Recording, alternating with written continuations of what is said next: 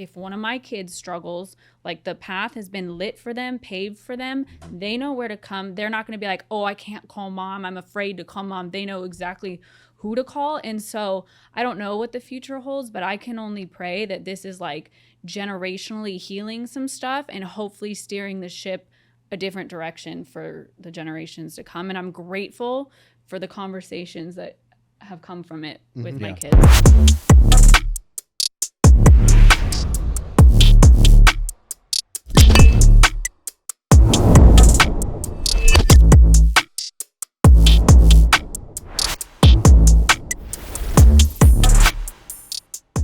Welcome back to the Hopeaholics Podcast. I'm your girl, Natalie Eva Marie. And I'm Chad Carlson, and you're listening to the #1 addiction and mental health podcast. And you guys, if you or a loved one is struggling, make sure you head to askevamarie.com or chaddick.com and chat with one of our AI companions 24/7. Or text the number right here on the screen.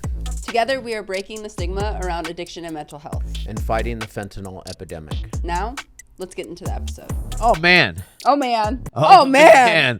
Like, bro, he never gives me any Good job, warning Lewis. anymore. Like, he used to. Old I used Lewis. to get something from Emily, like a thumbs up. Oh, are we on? Amanda and Brandon. Oh. Okay. Welcome. Wait, Amanda, Brandon, the Undead Club.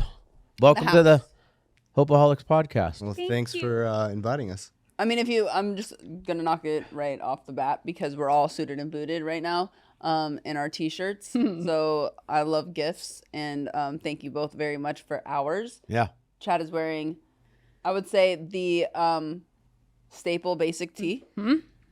Yeah. Is that about right? Mm-hmm.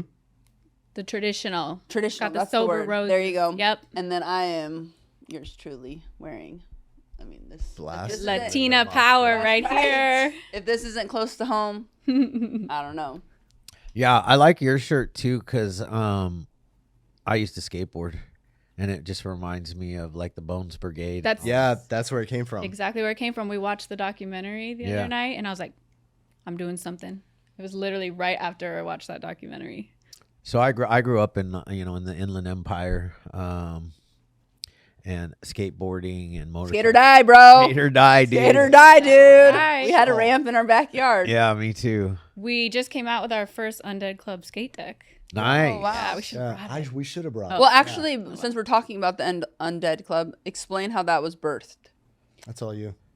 Okay, so it was gonna be punk rock recovery at first, and it was birthed because we both worked in treatment. And do you know who Bob Forrest is? Yes. Yes. So he has a documentary called Bob and the Monster that's like punk rock. It's all the musicians, the MAP assisted program that a lot of musicians get sober through. And I used to use it as a group for my clients. And because it's my favorite. And in the documentary, he says punk rock recovery.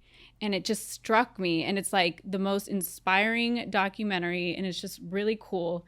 And so one day my client, like I had like a sheet that they would fill out after they watched the documentary. And she wrote punk rock recovery. And so I snapshotted it and I sent it to Bob Forrest. I was like, you'll probably never see this, but just wanted you to know, like, we watched your documentary and it's really inspiring. And he wrote back. And we ended up talking to him for like a really long time one night. Most of the night. He has like mutual friends with him. He got sober through the MAP program. And it was just really weird. And it just like came. I was like, we have to do something with this. We have to do something with this. So then we found out that punk rock recovery was already being used. So we were like, what can we be? And I was like, the Undead Club, because we both overdosed before and kind of came back to life. And the symbolism of like, when you're in addiction, you're kind of like the Walking Dead. And so like recovery is like coming back to life. So we're the Undead Club, which is punk rock recovery. I love it. Yeah. How long have you guys been doing it? 2 months? Oh. It's like brand new. So it like, I guess beginning we of had July. that conversation in the beginning of July, and then it just kind of like took off from there. So yeah. Wow. And We've then, been working really hard on Sure. it though. Yeah. well, it's interesting because right when we started it, the treatment center that we worked at, I had just got promoted to a like assistant counselor or counselor intern, and then for the IOP program. And then they came to us and said they were eliminating the whole IOP program and going back to detox. So I got laid off with like 20 other people. And then I was like, I prayed and I was like, well, that's really interesting timing. So God works in Now I have a lot of time for this Sure. company. So, yeah, That's Nice. amazing. it's interesting. Yeah. Yeah. I mean, I love it. So you guys are out hustling it, huh? I would say she's hustling it a lot more than because I'm like working full time Yeah. and then Yeah. going to school as well. Oh, So, you are. are. Yeah. Oh, nice. yeah. So I got my KDAC and then I leveled up on that. And now I'm going to school to be a therapist. Oh, So, nice. For people listening, what is a KDAC? So it's basically an alcohol and other drug counselor. And so you start out, you go to like whatever program you want to for school, and you just learn all about substance use disorder, 12 core functions, how to counsel the people, how to assist people with motivational interviewing, and the whole nine. And then after you have, 7,000 hours, then you can Okay. level up to KDAC 2. Oh, wow. Yeah. Okay. Certified substance abuse counselor. Yeah, certified. So yeah, the KDAC is one of the certifying boards for CCAP. CCAP. CCAP. So it's for CCAP, Mm-hmm. which is our friends. California Consortium of Addiction Yeah. Professionals or something like that. We had am I drawing a blank on her I name? know. She's gonna be so mad. That's horrible. Hold She on. because literally just she literally texted me. just DM'd us, both of us the other day, feel so and asked if I we don't were mean going it, girl. to I the. love you. She literally just texted me too. So the fact How that- far down is it? I told you it's been a wild ride this morning. Yeah, last year we spoke because CCAP hosts that. Christina. Terrible. Christina with a K. Yeah, they host this walk around the Capitol building. Literally, like 4,000 people come and show up and march around the Capitol building to bring awareness. to Wow. to addiction. I didn't That's even know really that. cool. We should get It's- involved in that. I think it's coming up. It is coming up, And Okay. we went last year and spoke, but this which year is we like have really something crazy. else That's going already on. been a year. How did you guys meet?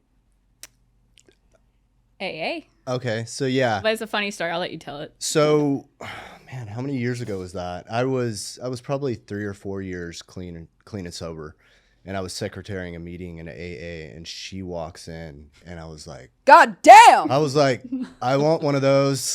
Like, damn. But I was practicing the principles of the program, which was what? Don't 13th step. And But hit you're on already newcomer. 3, dog. You're I was a good. newcomer. So Oh, okay. she was a newcomer, so I had to be cool and what did you say? Like, oh, this guy's not giving me any attention. And, None. And so like, You're like, I want him more. yeah, so like I just had to like mind my business, right? As we have to do in the program. We should do, right?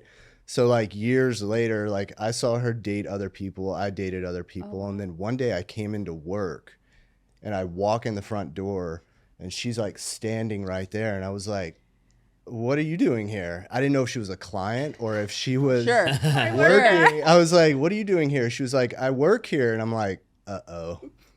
Like, this is going to be a thing. So, Were you like, this is a God thing? No, you were like, uh-oh, Yeah. but you I were was like, like, I probably hope- like, whew. I was like, I hope this is a God thing, right? Is this a test? Yeah.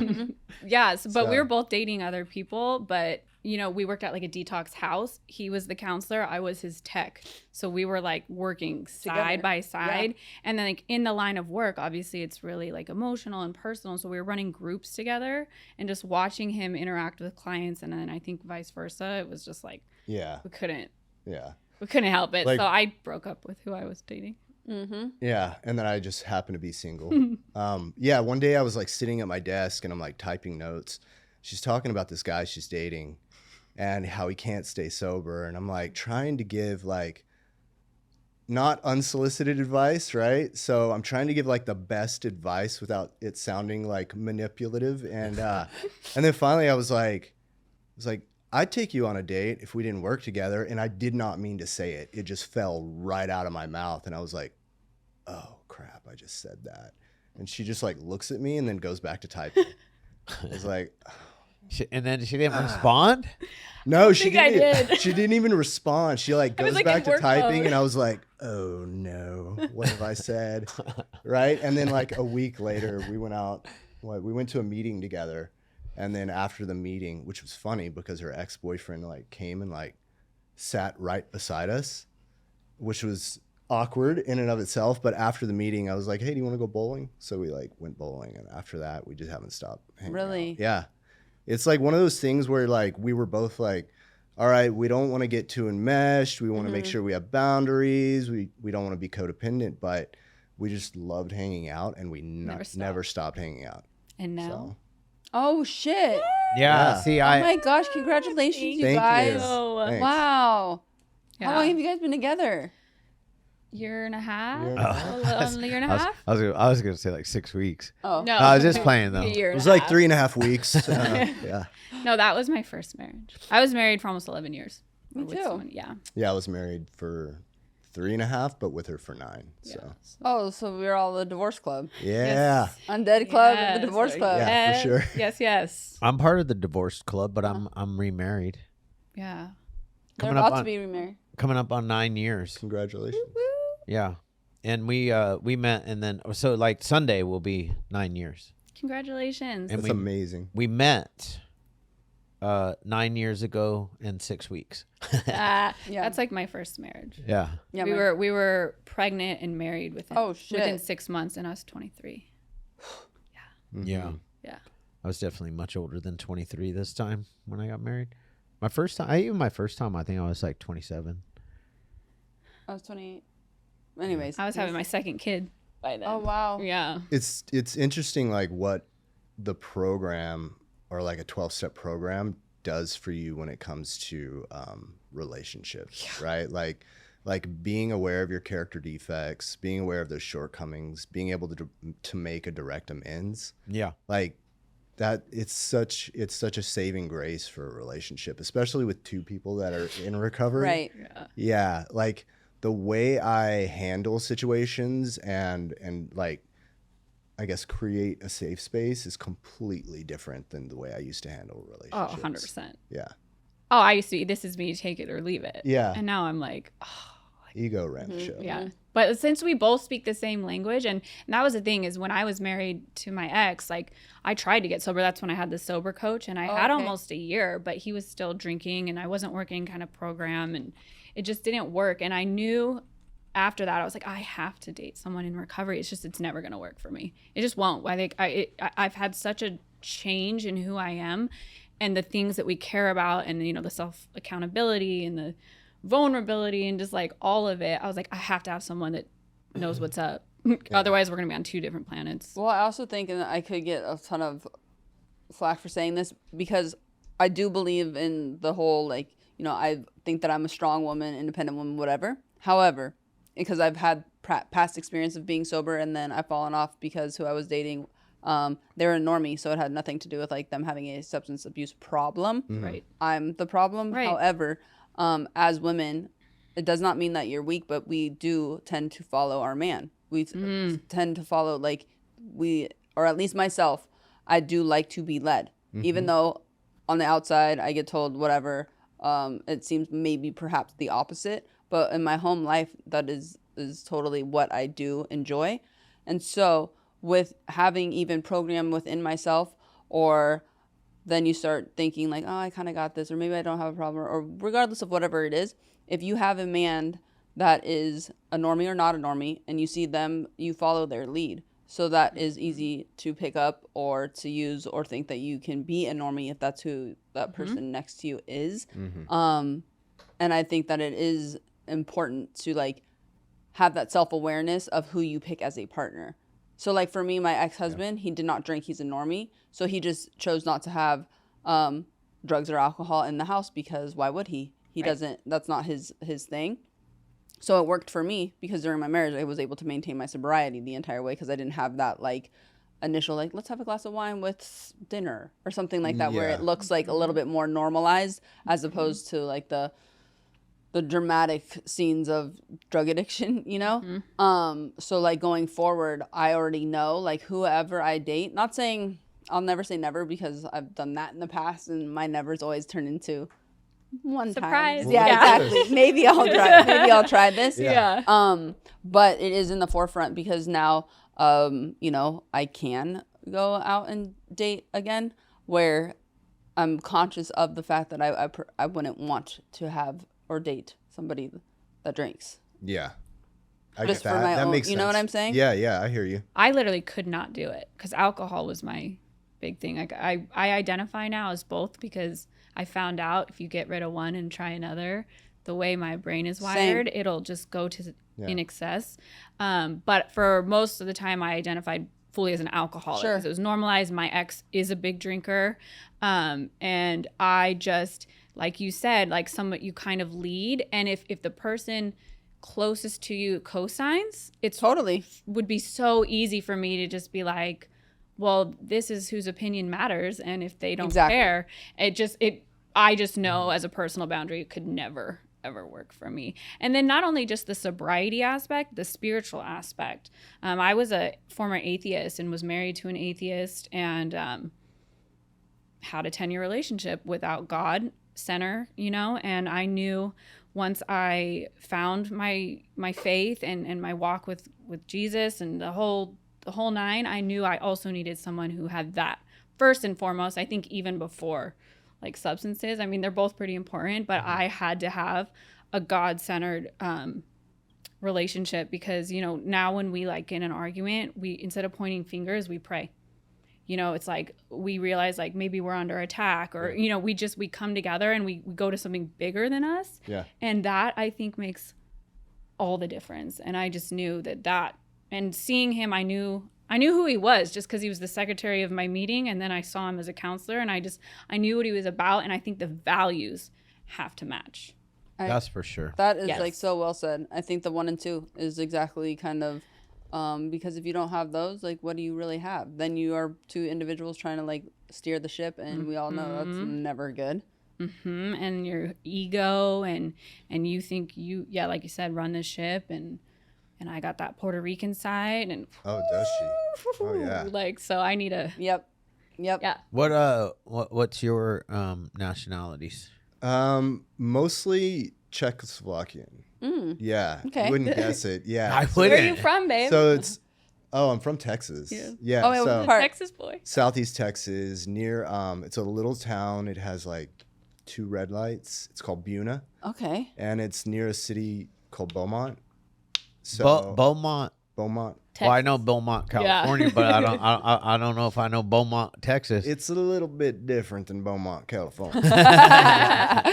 It's So, so yeah. funny. So I grew up like my family had a grocery store there, and my whole family, they're like either functional alcoholics or we have sprinklings of drug addicts. And my mom owns a liquor store. So the way I grew up, when I tell people, because I'm like this guy that played music and traveled around and played in bands and skateboarded, like I grew up like in the river bottoms, at the lake, like fishing, hunting. My dad like has acres of land, and people are like, there's no way, like there's no way you grew up like that. Right. Yeah. Well, it's so funny because the first time I talked to his mom, she's a thick Southern drawl, and I was like, where is yours? Like, why don't you have that? Like, where'd it go? How did you lose it? I had it. I moved out here in 2004. And I think I was always aware of that draw being like a little exaggerated by people in the South. Yeah. So I was always kind of aware of it. When I moved out here, it just kind of like slowly slipped away. Isn't that See, crazy? and here's the thing. Crazy. She wants it. Yeah. Well, you can pull it out. You can pull it out. If you take me back home for a week, it starts coming back. Yeah. For sure. Yeah. What brought you out here? I was playing in a band in Austin and doing a lot of drugs, drinking a lot of alcohol, and the band broke up. And the company I was working part-time for, they were like, hey, we need somebody in Los Angeles. Do you want to go? They were like, if you can commit to a year. So I moved out to LA and I just partied and partied and partied to the point where like I ended up having to quit the job because I knew my partying was about to start like cutting into that. So I did that and I moved up to San Francisco with some friends that I was playing in a band with. So. And then just stayed out here. Yeah. Do you play like punk rock music? I have played in punk bands. I've played in like noise pop bands, punk bands, like grunge kind of bands. Yeah. You should tell them about your most recent band and like what happened. Oh, Yeah. that actually, so what happened is Opiates. Opiates happened to that band. So the band was actually like picking up pace. We just went and recorded an album. That's when I went through Maps and went to a place called Genesis House in Los Angeles. And what happened is I got strung out on opioids and oxycodone, and then heroin came in because I was doctor shopping and I got cut off. And the band, basically I squandered and like spent all of our recording money on oxys, and they were like, "What the fuck, dude? Like, what are you doing?" And I was hiding it the whole time. And at that time I was married, and my daughter was 3 days old when I first went into a place. Like, she was born. And this is kind of a wild story, but we went in the hospital when she was born. I was dope sick while my ex-wife was going through labor. That morning I left. She was like, "Okay, I'm going to sleep. Like, go home and get a shower." I left, went home, picked up some oxys, came back to the hospital, and I walk in the room. It's a wild story. Yeah, I walk in the room and I pull out my keys, and the wad of oxys that I had in my pocket just went showering all over the room. Oh, and she looked at me and she was like, "You're going into a treatment place." And so I called a friend of mine who's a musician, and he was like, "All right, I'm going to hook you up with Maps. You're going into a place." And I tried, but I didn't have a program then. What does MAP stand for? Because Musician assisted program. Yeah. Yeah, that's it's been the one so that- long. I've been distant from it. So That's the one that Bob Forrest used to. Yeah. It was created by an old jazz musician who used to be a heroin addict. He Yeah. used to shoot dope with like Billie Holiday and stuff. So he created a program in the Los Angeles area specifically for musicians Yeah. trying to get sober. Yeah. And so that's what he ended up going through. And then so that was like our Bob Forrest tie. It was just like really weird. yeah, But his band, it was like up and coming. Like they were getting written up. They were playing South by Southwest. He was actually the singer and the songwriter. So Oh. it was like a pretty Yeah. big thing. so you're a that singer. I am. Yeah. Yeah. Yeah. Look at he's got all these like bonus. And he plays and he skates. What do you She play? likes musicians too, so I got lucky. so in that regard. works out for you. What girl doesn't though? Yeah. I don't know. I haven't met one, but Yeah. I'm sure they're out there. I play guitar, like rhythm guitar. I went to recording school for a little while and vocals. So I don't know. That's the one thing I think since I was a kid that always came natural to me. Yeah. Like I can pick up a guitar, write like a 3-chord song, and it's super easy. But if you want me to go do anything else in the professional world, I'm totally screwed. I'm like, what the heck, God? Well, He's like, I gave That's you your a talent, gifts, though. dude. Who can write a song? I can't. Yeah, like, totally Who can not. do that? Yeah. Yeah, like the Yeah. actual writing of music that's not easy. No, it isn't. No. Lyrics a little bit easier than that, but even still for me that's going to be tough because I have no idea how to put them together into the actual music that I hear. exactly. You know, And because you like gotta flow because or- like Yeah. some people they hear the music and they're like, "Oh," and then they can just write the lyrics. Yeah. And then there's other people that, how do you do it? That's actually a good question. Is the music come first or does the lyric come first for you? It's always different. It's always different. So I could be humming like a melody at work, Crazy. and it just comes in. It used to wake me up in the middle of the night. Like I'd be sleeping and I'd have a song like rotating in my head, and I'd wake up and I'd have to go and like go to my computer and record the little like the demo or whatever. But yeah, it can come like the guitar part can come first, and then the lyrics just like kind of fall out. Or I could just be like driving in my car thinking about something specific, and then the words just start kind of like placing. Or you use the Bowie method, which you just cut out words out of a magazine, then you throw them on a table and go like, oh, this is kind of fun. Yeah. That's such a gift, though. I think that's so cool. Yeah, I know. Yeah, it is a such gift. a gift. Yeah. And that's why this company and this like little, it just really is just like a fun little project we started because we're both creatives and like, our addictions or alcoholism like really cut us at the knees at kind of all of our different creative avenues. And then, part of why I feel like I was white knuckling for such a long time too was because I didn't have that outlet. Like I wasn't being a creative. I had nothing. He wasn't writing songs. Like, you know, like, yeah, we went into like a professional world. We got our stuff together. We were doing the 9 to 5 and we were doing the things we have to do and our need to do. But we weren't doing anything that was like lighting up our soul and our spirit. And if you're a born creative and you're not creating, it's like a piece of you is dead and dormant. And it's like, I don't know. It's life isn't as full. I remember this needs to be that wrecking her for a long time, like in early sobriety, because like she is visually like the things that she comes up with, like I can't do that, right? And it was hard for her because she was like, I don't have this thing that is such an like innate part of me, and I can't do it. And so like this company coming to fruition has like totally filled that outlet. Wow. Yeah. Well, I do want to say to you guys about this company, because here's the thing.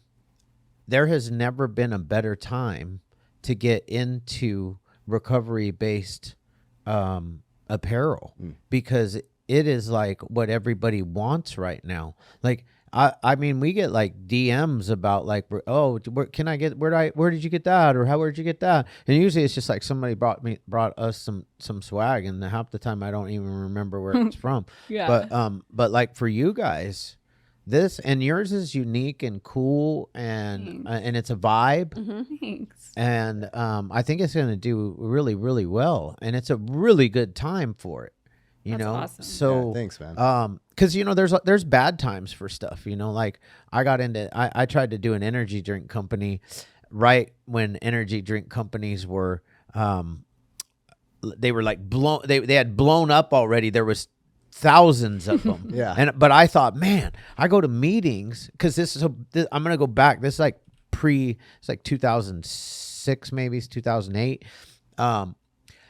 You'd go to meetings and everybody was drinking like rock stars. Well, treatment used to cost money to go to. You couldn't use insurance, so everything was cash pay back before 2012 for the most part.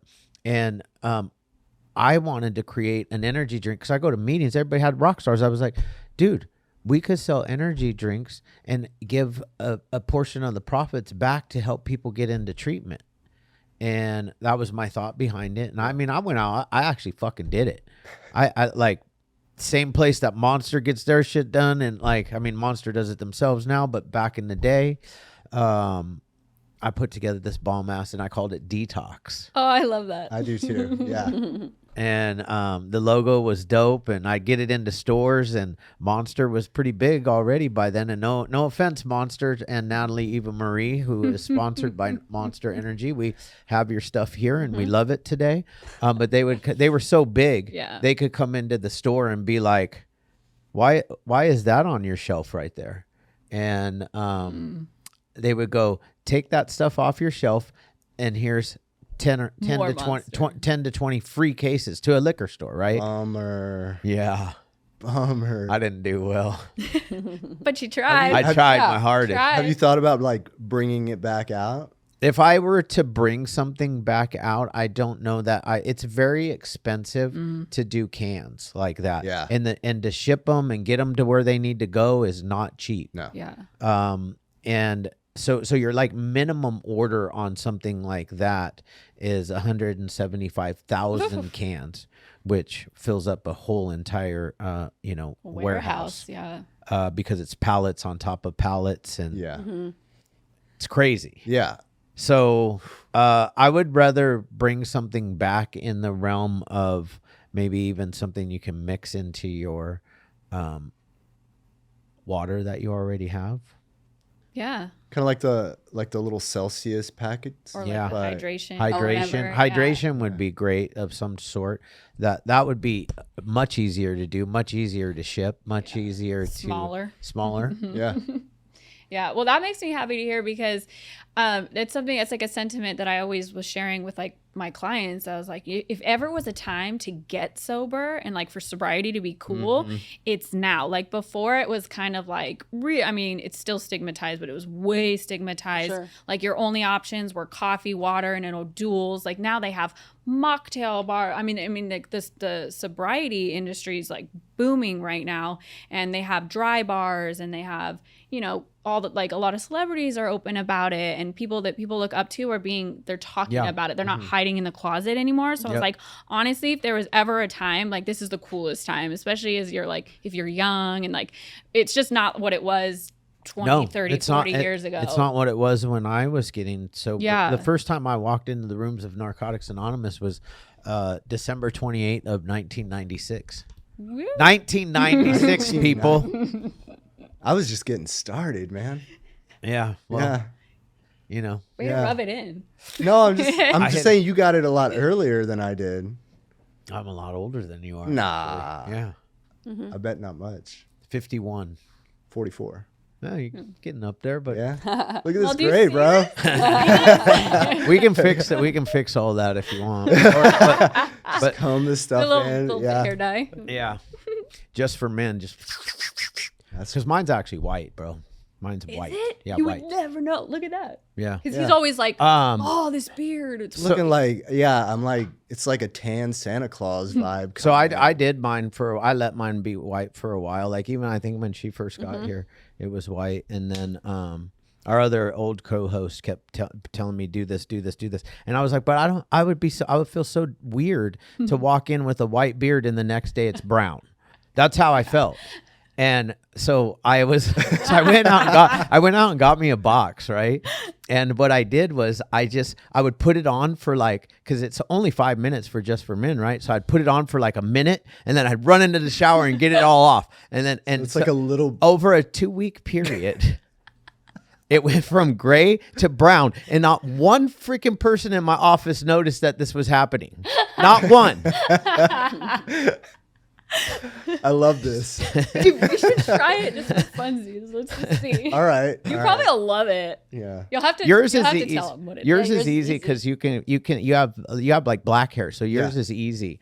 I had to find the color too because some guys get the wrong color. Oh, and that some was guys like with bad. my skin tone, they'll get the black, and then they come in and it's like that's not the Like a right color, toupee on bro. your face. Yeah. I know what you did. Yeah. Oh So my bad. God. So I was like totally embarrassed about doing it, and then Shane, our old co-host, he's the one. He finally came in, and it was fully brown, and he goes, "You dyed your beard," and I said, "I lied." I said, "No, I didn't." You know how Peter's been getting me on those the green juice? Yeah. I said I've been cold pressing green juice, and all of a sudden the color started coming back in my Did he beard. believe you? Everybody believed me. I told the whole freaking office that's what happened, I love that. and then I told him the truth because Oh my God. And now course. he's never So going back. funny.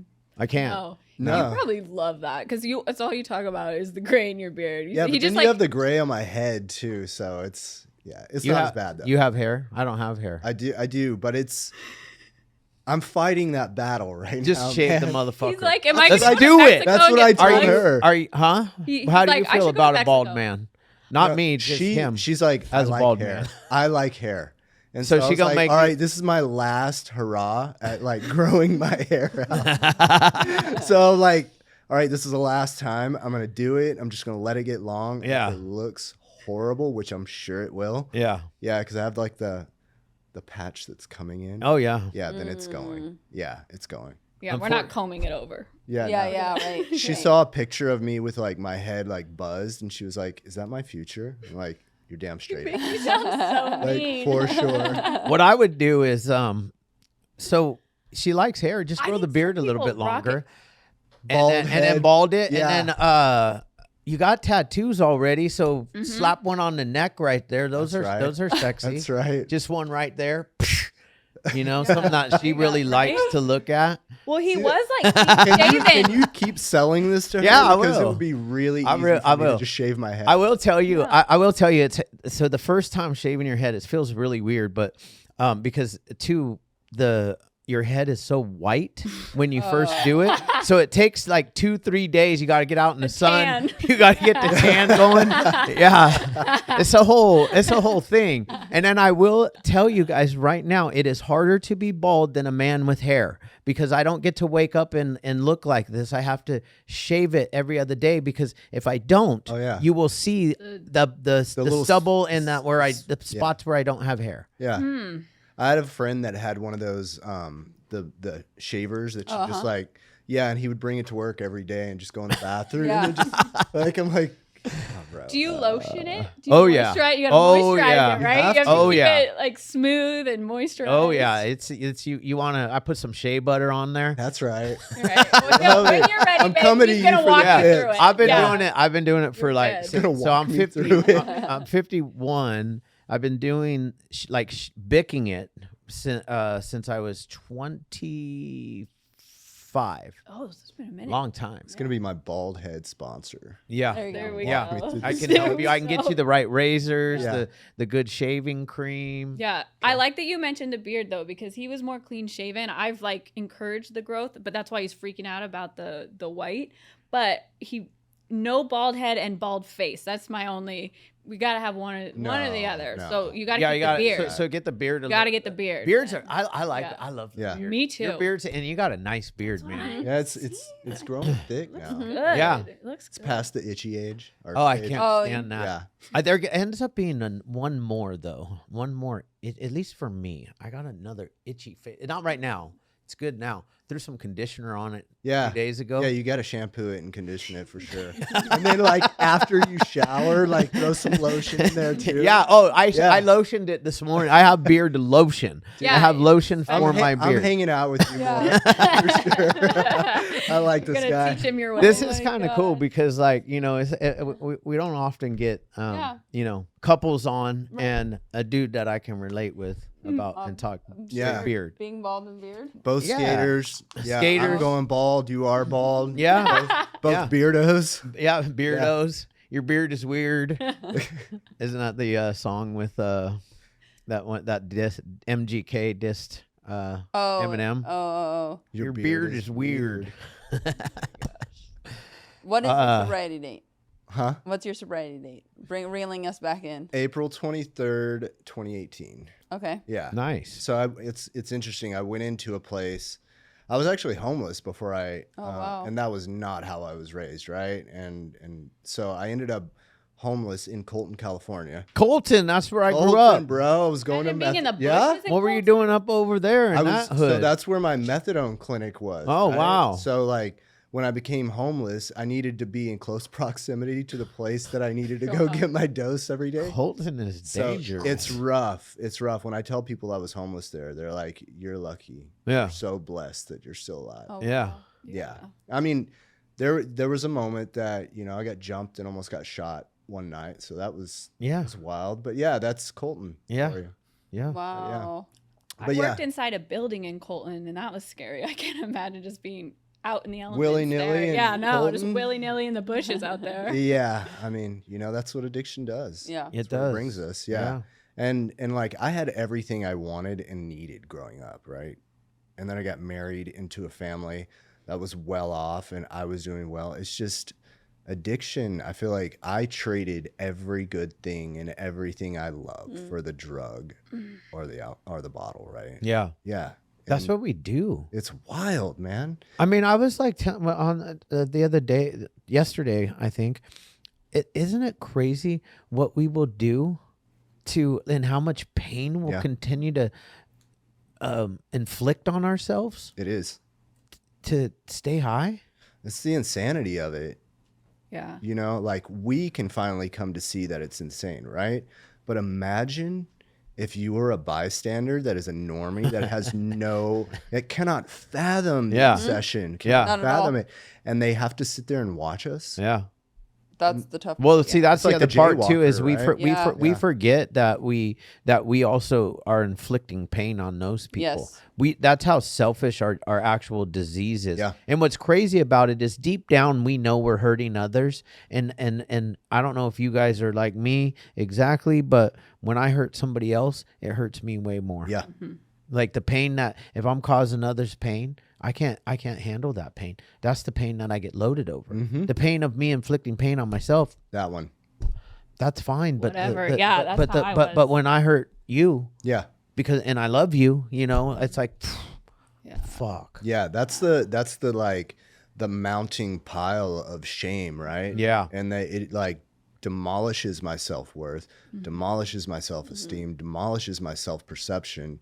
And then I have this like pile of shame that is like, I can't do anything with it because I need my next fix too, right?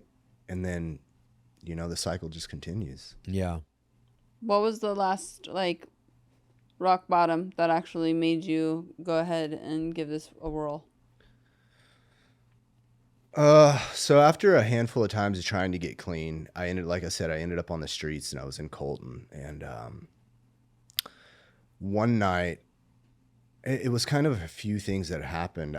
It's strange. It happened in like these events over a couple of years. But first, my daughter got diagnosed with leukemia, and that I remember sitting outside on my porch like 6 months after one day and being like, I was looking at a glass. I'd just gotten high. I was looking at a glass of vodka and orange juice, and I was like, I'm never going to be able to do anything good for anyone or myself or my daughter if I continue this. And I asked God. I was like, all right, I'm going to do this. And I asked God for help.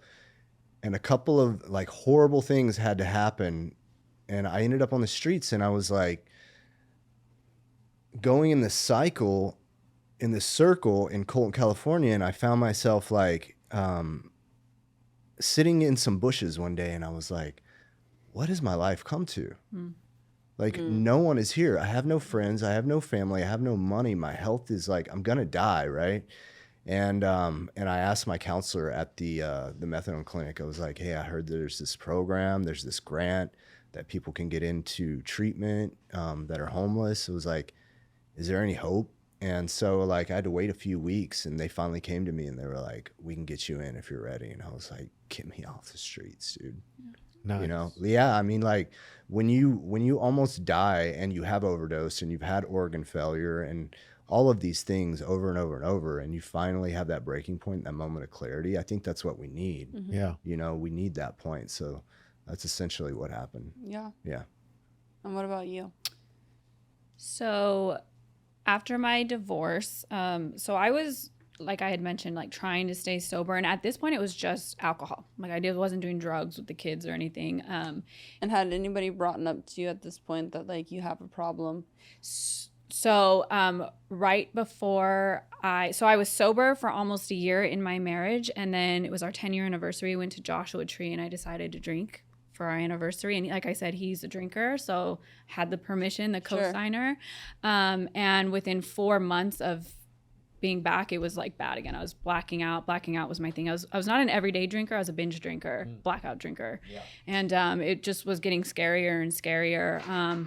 But there was actually something that came up with me and my ex, and I knew that I was going to leave him. I needed to leave him, but I knew in order to divorce him, I had to be sober. Like I could not do it. So I checked myself into rehab, and I went to Breathe in West Hollywood, and got back out and divorced him, filed for divorce. Wow. Yeah, but then it got really hard, because then we were a homeowner, we had 2 kids, and it was like a very picture perfect life. And then all of a sudden I found myself in a 2-bedroom apartment. My kids were gone half the time. First time I was a stay-at-home mom and like a part-time floral designer for a long time. Like I had never done the bills. Like, I mean, it was just like a lot. And then all of a sudden I found all my triggers were there: living alone, trying to date, kids gone, just by myself, and those are all the things like isolation, dating, kids not there. Like I couldn't stay sober on alcohol. And so I was in and out of the rooms, and I would have like 5 months, and then I'd relapse, 6 months, whatever.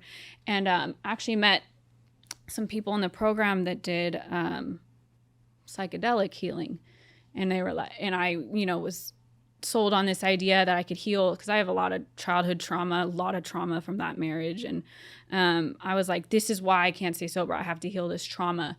So then I went on this like psychedelic journey, and it was packaged in a way that it's natural, it's medicine. So you're still sober.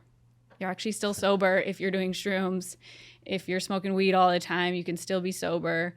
And so the first time I did a ceremony, it was like shrooms and, Molly and some other stuff, and my dopamine just went like, this is what I was waiting for. I'm trying to white knuckle through sobriety, and then all of a sudden I get all these like psychedelic love drugs and like my brain and convincing myself that I could still be sober, it became a problem. I started, I'm going to microdose shrooms every day, but it was more like the dose would get bigger and bigger. And then we started experimenting with DMT, and that's like really crazy. I mean, like you see entities and before I knew it, what was up and down, I didn't know, right from left. Like I wasn't like a full psychosis because like I was cognizant, like, but it was like some form of psychosis. My reality just it wasn't going well. And I was dealing with a lot of stuff. And one day it all became too much. And I decided that I was like over life. Like I just didn't want to be here anymore. And so I swallowed a bottle of pills. I was just going to like end it all. And I think I shared with you guys, like in the moment that I started, like felt like I was dying. Like I think like my body was failing. I prayed for God to save me. He did. And I went to the hospital, and then I got out and lost my apartment. My ex-husband had filed for emergency ex parte, obviously. Ended up 5150'd, ended up losing literally everything. Everything that I had left, gone. I had no job, no house, no kids. So I moved into a sober living. And, but it's funny because God did for me what I could not do for myself, because some of us are more stubborn than others, I think. And like, I had to be like, we call it like severely right-sized and really humbled and brought to my knees, or else like I was just going to keep going, I think. And that's when I like decided, okay, well, I'm going to work in treatment. I have to start from ground zero. What am I going to do? And so I just started chipping away. And here I am. And I had to earn the time back with my kid. I mean, it's a lot. Yeah. But the losing it, all the things that you never, and like he said, I'm born in Orange County, went to private school, like lived in LA, was a floral designer for like the best, like you just never think it'll take you there. And like, I wasn't actually homeless, like on the street, but I was houseless. Yeah. Living in a sober living, to me, that wasn't my home. And like sharing a master bedroom with 5 other women and like a cot, like I just couldn't believe it. Like, so I really had to lose it all. Yeah. To rebuild something else. Yeah. And this disease doesn't discriminate. It doesn't matter. Sure doesn't. It doesn't matter, where we come from, how much or how little we have, it just doesn't matter. No. Yeah. And at the end of the day, the end result's always the same. Yeah, that's true. Jail, institution, or death, or it hasn't happened to you yet. And my sponsor, who passed away, he said, "Yet" stands for "you're eligible too." That one. Ooh, that's so good. Mm-hmm. Yeah. Yet stands for "you're eligible too." The only one I didn't go to was jail, and I don't know how. I should have probably, I could have 100 million times. It's not. I think God knew. He knew that I had to go somewhere else because jail wasn't going to work for me. I mean, it's a yet if we go back out and get loaded. Yeah. Oh, I mean, it's definitely one of your yets if you ever decide to do some more research. No. I'm good. I've done enough research for like the table just on my last run. Yeah, no, it was. I don't. I mean, damn. If you're even homeless in Colton, Yeah, I have no questions. Like, there are no questions. There are no angles left. I cannot. Drink or do drugs successfully. Yeah. Well, for me, it was like a really not at all. As shitty. I shoot for unsuccessfully. As shitty, obviously, and traumatizing as that whole experience was, I learned a really valuable lesson that I can't do any type of mind-altering substance. Like, because then, because I toyed around with, well, alcohol is my problem. Maybe I could smoke weed. Like, maybe I could do this, or, and so there was always still that, like, big question mark. Like, oh, I'm just an alcoholic. I'm not, And so, I mean, I learned it in a crazy, crazy way, but I had to learn it, or else who knows how long I would have been just, like, tiptoeing, trying different substances, who knows? I could have, and then, I could have been trying substances, and then there's fentanyl in one, and I wouldn't be talking to you right now. Yeah. Exactly. It saved my life in ways I probably don't even know. Yeah. Mm-hmm. Yeah. That was, I remember the last time I used, I was at the clinic and someone gave me, and I was tapering down so I could go into treatment. And someone gave me what I thought was heroin, and it was definitely not. And I remember going down and coming back up, and just the person looked at me like, whoa, what just happened? And I was like, okay, that can never happen again. Yeah. Because that was different. And like this whole fentanyl thing is just wild, man. It's crazy. Yeah, it's wild. I mean, I've lost people that were close to me, and I'm fortunate. I'm so blessed that it was not the norm opiate when I was out there. Right. Yeah. Like it was, I'm grateful too, because I don't think I'd be here because, fentanyl had not hit, this area yet when I got clean. Yeah. This last time. And I was a meth guy, but like, here's the thing. I mean, I shot heroin when I needed to come down off of meth, and I also bought pills of Valium or Xanax or whatever off the street all the time. Today, if you're buying a Xanax off the street, 7 out of 10 of those pills are fentanyl. Yep. And That's so terrifying. Yeah, it wasn't around like back, like you said, back in the I day when would've I been was dead. doing Yeah. whatever, wherever. Yeah. It's even in meth these days. Well, that's what I was gonna say too, because like we got guys that, coming into treatment all the time, and like especially it's funny. It's not funny that none of this is funny, but people from like Michigan, they've never even really seen fentanyl or know, and they've been a meth addict for 10 years. Yeah. And they've detoxed off of meth before, and they're coming into treatment, and we give everybody the drug test when we get here, and almost all of them are lighting up for fentanyl. Yeah. So scary. And then I'm like, bro, I have no idea. do you remember your last meth detox where you slept? That one, all you needed was a sandwich and a nap. They're like, why am I like anxious and throwing up? I'm like, why does my body hurt? I'm like, well, let me tell you a story here. That's fentanyl. Yeah, that's fentanyl. Welcome to the opiate world. Yep. Which is so scary and sad. Yeah. It is. I have a It son is. who's in 8th grade, and thankfully, because of both of our journeys, but my journey in particular, we talk very openly about this kind of stuff. He asks me a lot of questions. And so I have to tell him, you can't even take a pill. Don't even take anything. Don't take an aspirin from a friend. A Tylenol. Nothing. Yeah. Nothing. Nothing. No. But that's something that is cool. And like the pain we cause others and everything that's happened because of it, it's something that I'm making a living amends, and it's something that I'm gonna probably be working on, like the guilt for a long time, and forgiving myself. But the living amends is like building that trust back, like through right action. But it's opened a gateway to conversations that I sure wasn't having with my parents, or like awareness. There was none of that. And he knows, especially, they have a great relationship. Like he can talk to us, and if anything, if God forbid, because statistically, if one of my kids struggles, like the path has been lit for them, paved for them, they know where to come. They're not going to be like, oh, I can't call mom, I'm afraid to call mom. They know exactly who to call. And so I don't know what the future holds, but I can only pray that this is like generationally healing some stuff and hopefully steering the ship a different direction for the generations to come. And I'm grateful for the conversations that have come from it with my kids. Yeah, for sure. Yeah. My kids all grew up in, Narcotics Anonymous, so they've been around 12-step programs their whole life. And then on top of that, like my son is 19. He's grown up at Hope by the Sea at the treatment center since his birth. How cool, man. How cool. And now he's a freshman at Baylor University, and my daughter, I do believe, is one of us. She's 24. Her mom's a heroin addict. I'm an addict. Yeah.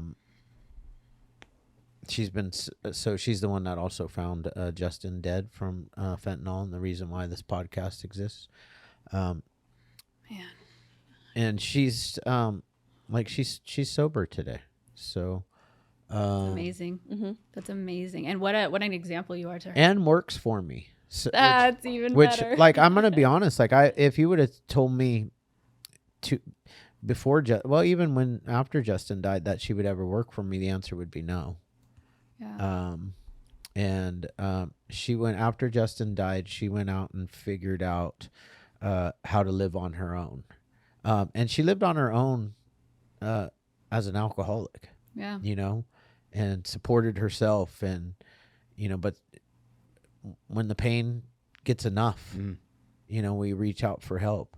And it was basically last December, she reached out to. She knew where to go. Yeah, she was a little afraid. exactly. She was a little afraid to ask me, but she called one of my business partners that has been in her life since day one, and told her that she was feeling suicidal and that she wanted to check herself into a mental health rehab because she had already gotten off the substances. Yeah. So we sent her out, and she's been doing amazing ever since. Well, what a brave thing she did. Yeah, That's amazing. And I love that.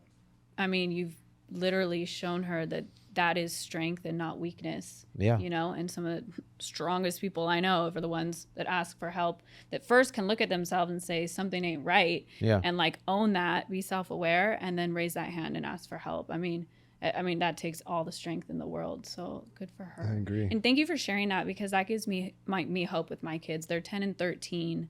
And like I said, the 13-year-old, he's stoked. He was so stoked on this. Like, he wore the sweatshirt home to his dad's house, and they told him not to wear it because it's associated with Overdosing. addiction and overdosing, and Yeah.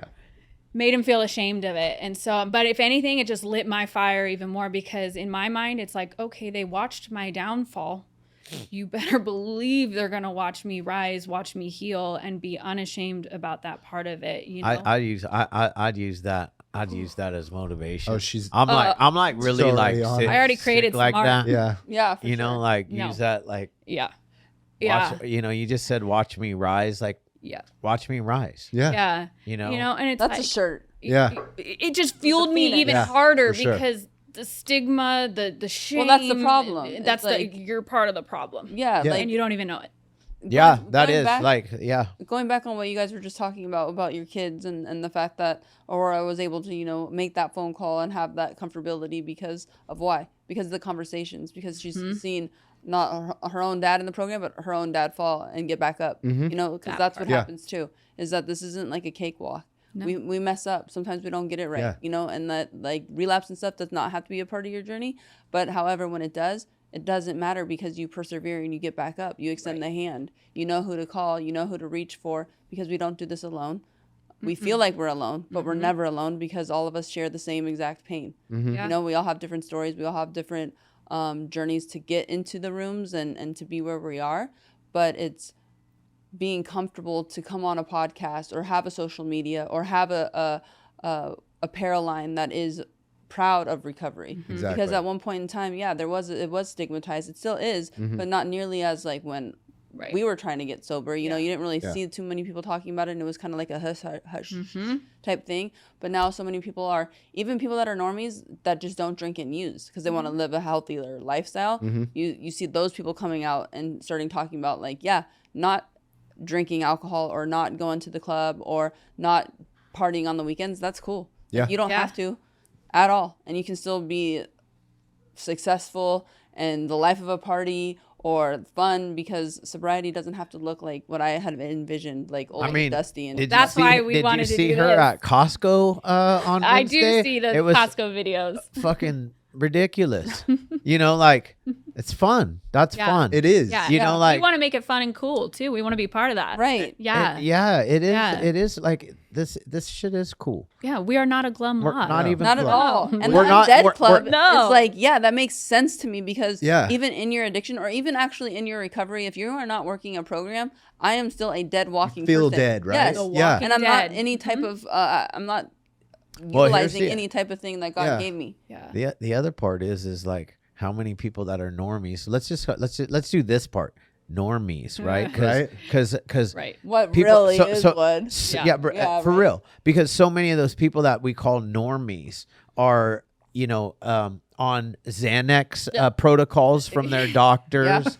They're having their wine every night with their Soma Xanny at bars. night. Right. Yeah. You know, I need to Their smoke. I need to smoke some Yes. weed to Yep, go to bed. yep. Oh, I was so curious the other day because weed is legal in California, and I was like, I wonder if there's a statistic on how many people in California smoke pot. 38%. 38%. Say a lot. 38% of Californians have smoked pot in the last year. That makes sense. And guess what? That checks out. Yeah, Yeah, for checks sure. out. Yeah, The that other, checks the out. 50% of the other side are in the program. Yep. Well, and I did that too. At first, I was like, alcohol's my problem. I can smoke weed. But then I had to have it every night to go to. I was popping in a gummy, like, oh, I need it. You're still psychologically and emotionally dependent on something. Like, I wanted to be like, Well, free. But and the crazy thing about the whole like recovery stigma, real quick, back to that, is that like, you know, the same person that told me verbatim, you need to keep your recovery far away from the kids, is the same person that had no problem drinking openly in front of them. So it's like we had no problem drinking, or your full family drinks around them, but God forbid we get sober around them. Like you said, it just fueled me so much harder, because had no one been loud and proud and cool in their recovery before me, who knows where I'd be. And like, I remember the first time going to an AA meeting and having to say the word alcoholic. That was so hard for me. So just the personal journey of being able to call it out, name it, and to now just wear it, like, yep, that's who I am, an alcoholic, addict, whatever you want to say, in recovery, and be no shame. Like, I'm not gonna let anyone take me back to that shame. And we know what your shirt, what album cover that represents. Oh yeah. Yeah. Is Steve Jones, the guitar player, the one that used to have the radio show? Isn't he in recovery? Steve Jones from the Sex Pistols. I'm not sure, but I feel like yes. Yeah, I think he is. Yeah. I feel like I've heard him say, like, on his radio show that, but I used to listen to it when he was on like 103.1 back in the day. Speaking of, really quick, the coolest thing happened. One of the designs we used is from the Rancid. And we didn't know. This was when we were just like doing it for fun. We were like, I don't know if this is copyright. I don't know. Yeah. I don't know. I looked it up. It said it wasn't, but we used it and we were like, hopefully this doesn't happen. And like a couple weeks later, all of a sudden I get this thing. It was like, Rancid just liked your post. And it was the band, because he's sober. The guy from Rancid, he's sober. Nice. So he liked it, so that made me feel better. But it's just so cool. Awesome. There's so many, because in punk rock and like the rock and roll world, it's either one or two things. One or two. You continue going and you're probably maybe not still around, or you get sober. 100%. It's not a longevity lifestyle. No. Look at your old No. guys. Except that one dude was shooting heroin for fucking ever, and he looked good. Keith Richards? Yes, him too though. But You look good, baby. It's Look wild. good. Now he just looks like some. Never mind. I'm not gonna say.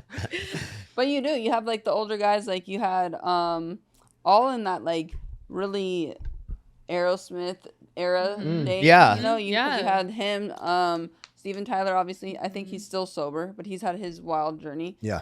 You have Tommy Lee, crazy ass journey. Yeah. You have, actually, like, Stevie almost Nicks, everybody from Motley Crue. Motley no, Crue. I was gonna say Guns N' Roses. Duff is sober. Steven Adler's had a hell of a time. I think Slash is sober.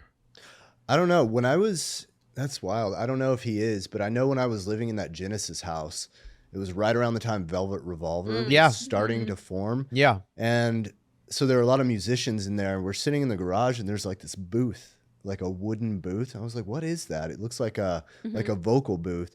And they're like, oh, Scott Weiland was here at this house. And while Velvet Revolver were like getting together and writing. So he would go in there and record his demos, and then Slash would come through and pick him up. So, Oh my god. but I never heard if Slash was sober or not. I don't know. I don't know. I'm not quite But sure. I could see him. Yeah.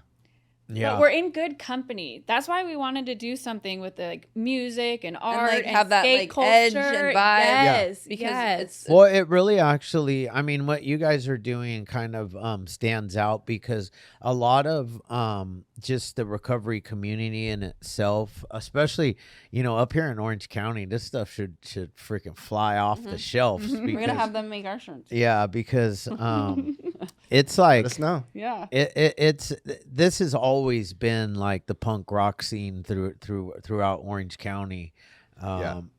and it's just always been like that. You know, you go to Huntington Beach, throw some of this Ooh. sober swag out there. So since you're creative, I'm like, do a design for Numb Recovery, because Numb Recovery just has letters. Well, yeah, that's just your logoed shirt. Shouldn't I have something cool? Huh? Can't you have something cool? Yeah, you can have something cool. Or I don't know. We'll talk. Yeah. We'll talk. Yeah, we definitely. And I know you She's guys got, would Like like- a collab. Yeah, she's got tons of concepts and like endless ideas. So like I know Why I used to drink to shut it all she'll up. have Yeah. something for you on the way home. Especially like, you know how like the NEM shirts. Oh, on top of that, she needs like a girl shirt too. Because That's what I was gonna yeah. hit for, because we have like and I love like we just got well our pump covers. yeah, Tell 'em. and they're awesome.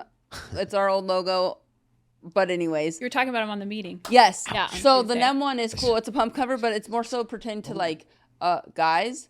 You know, Yeah, like it's yeah, oversized and it looks really good. Like it looks awesome on Chad. It looks really good on like the guys that all like wear them. But for the girls, they're a little bit oversized. Yeah. Where like this fits where mine is like a little bit bigger, huh? Like just a tiny What? bit. Oh, NEM you're one. the like NEM the NEM, one. I feel Yeah, like, you got to even like Yeah. you need Yeah. like an extra like just extra yeah. small. There just needs to be like some type of girl vibe. But the thing Like is like the cut of the shirt, or Like the cut as well, Okay. but also like a cool little like. Just, But the thing is that the shirts that we have are the type that my daughter wears because Oh, yeah, you know that- the younger Mhm. girls. They're My wearing, like, the my daughter's oversized shirts. 17. Yeah. So like, you know, baggy. So Yeah. I'm so grateful because like a couple years ago it was like no clothes. booty shoot, Yes. yeah. And now it's like like baggy. It's like back Yeah. to that. yeah, early it's like I like 2090s. she's like walking Yeah. away and I'm like, Yeah. huh, it looks like she has poop in her She'd be so mad. I say shit like that. Gia would like be so embarrassed right now. Yeah. Thank God she doesn't watch You're this like, podcast. nothing better than a secure father. Right? Did he just say I have poopy pants? Right? But my love parents that. used No, to but I know exactly what you're 'Cause talking about. My Yeah. parents used to say the same shit because I Yeah. come from the era of like baggy ass clothes, Huge like pants, you know, right? I'm a '90s kid, Yeah. so like in the '90s, Michael Jordan came out. Their freaking shorts were down to here. They pulled the socks all the way up. Yeah. I saw a kid at the gym in them. The pants were like, We'd wear Dickies that were Yeah. size 40s, 40 waist. Oh yeah. And we had sure. like a 28 waist. Really steal a lot of shit in those. Oh, you can. Yeah, I think that's why it became popular. It was part of the like the Hispanic culture, the gangster Yeah. culture, The cholo. the cholo. Yeah, Tacking your pants and to the you back could- of your Yeah. Converse or Right. something. Yeah. and no, you could really like go into the Yeah. stores and just stuff them, and nobody would know. You put a lot of stuff in there. I can neither confirm nor deny I've ever participated in any such activities. I don't know if I'm gonna hop on that. I still like my skinny jeans. Dude, I'm I stuck in can't- mine. I dude. can't. Yeah. Emily makes fun of me. Emily, brand- Emily, I'm gonna have to. Skinny. I don't know. Bro, Our skinny, I know. our skinny jeans in style. No, but Nah. I've done- No, Emily The is. Gen Z police are gonna come. That for makes me happy because the thing. older I get, the less I want to wear uncomfortable pants. Like I used to be a hipster when I played music in Yeah, LA, really. but no, man. Like no. You want the I can't. baggies? You can rock the Yeah. baggies. Rock the All right, baggies. rock the Yeah. baggies, Yeah, and no, then you- go skate in them. Bring it back. Bring Here's the the thing: baggies is right back. now you can go back to the Dickies. Dickies Yeah. are I throw fuck some with some Dickies. black Dickies on, Yeah. or the probably tan good or the then. tan or the tan Dickies. Yeah. So Yeah. throw the Chucks. The blue or the tan There you go. oh, the Yeah. blue. Yeah, the blues. were khakis good with the too. crease. with the, I loved with the Dickies. matching button-up shirt. Yeah, button exactly. All the way. all the way to the top. all the way to the top. Orale, Yes. Definitely gonna be rocking the what do we call them now? The wife what? Wife beater. Wife beaters? No, what do you call them? Wife respecters. That's Oh. what, Wife It's It's not respecters. PC to call them white beaters anymore. It's not I PC. love that. I call them wife beaters. Yeah. Well, I- that's what they are. I call them wife respecters. Wife All respecters. right. See, there's been a cultural shift There's been apparently. we used to say stuff that we Oh, cannot bro. say No. ever. We I- canceled like that. Yeah. Oh, yeah. Immediately. Yeah. Yeah. I try for to be a sure. little bit careful of that Yeah, because like yeah. We're trying not to get canceled, but at the end of the day, it's like people just need to like calm down and grow some balls Yeah. and like just like show respect for one another. For And sure. that's it, and keep it pushing. yeah. It's like as long as things aren't used in a malicious tone or towards someone, it's like stop getting. I mean the stuff. stop being a pussy and Yeah, stop getting. just your- hit 'em Oh, you can't say Hit that him with word. Rule You 62. can't. Oh, you know what? Like, you just really offended me calling me a pussy. Wait, what did your shirt say? Fuck your feelings. Whatever. Yeah. Yeah. I didn't say fuck. but, It said yeah, fuck fuck- feelings. fuck Because I feelings. really believe that though. Like fuck feelings. You know, that's especially when it comes to like business. Like chase the outcomes. Yeah. Go after like whatever it is. chase the outcome. Because like you can't be stuck in feelings to be successful. Or fear. Definitely not fear. Yeah. You can have a little bit of fear and be like, this is scary, but like that's good. Yeah. Do it anyway. Because if Yeah. it's scary, that means it's worth something. Mm-hmm. right. It reminds me of I was watching this thing by Denzel Washington, and he was talking about growth Love mindset versus fixed mindset, right? And like having that growth mindset says, okay, I might fail, but like it might be a learning opportunity, right? Yeah. I might actually like learn something if I fail, and if I'm a little scared, that's cool too, because like maybe I'm helping like create new neural pathways and like understanding myself a little bit better, right? Yep. Well, I'll even like dumb it down even further, where it's like, okay, as kids, somebody usually starts and plays a sport, right? So you win and you lose. So if you hate the fear of like going to the championship or scared to play, one, you'll never know. Two, if you don't experience that loss, then you don't know how to get better. There's always a lesson. Right. Yeah. And then you also learn how to have like raise your head high when you do lose, because there's Right. nothing worse than a sore loser. And same with winning. If you win, it's like you respect the Keep team it that you- humble. Yeah. 100%. I So it's love like that. that's why I love sports, because Yep. it teaches you so much, because especially at adolescent, you're learning so many different things, and you're a sponge to begin with, and sometimes you have no idea what a piece of humble pie is until hopefully you have a parent or a coach that can like rein you in if you are, boasting too much if you are winning, or trying to pick your head up if you're like Yeah. kicking the Right. dirt and crying because you lost. It's like I was teaches definitely you a so much. boaster when I won. Yeah. I could Like totally, in the, I can see that for sure. Yeah. you know, I was pretty good at like some sports, not all Yeah. sports, but some sports. And man, I'll brag about it. Terrible, Chad. Yeah.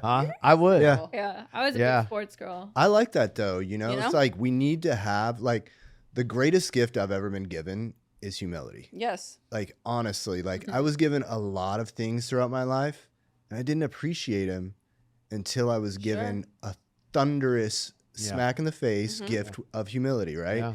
And then you like Gratitude. then your growth comes in, and you get to learn how to pick yourself back up, Yes. which is something I was thinking about when you were talking about your daughter. Is you've showed her that you can fall and get back up, right? Yeah. You've also shown her, which it's something I didn't have growing up, was somebody that had been an addict or an alcoholic and recovered. I just saw them stay in it.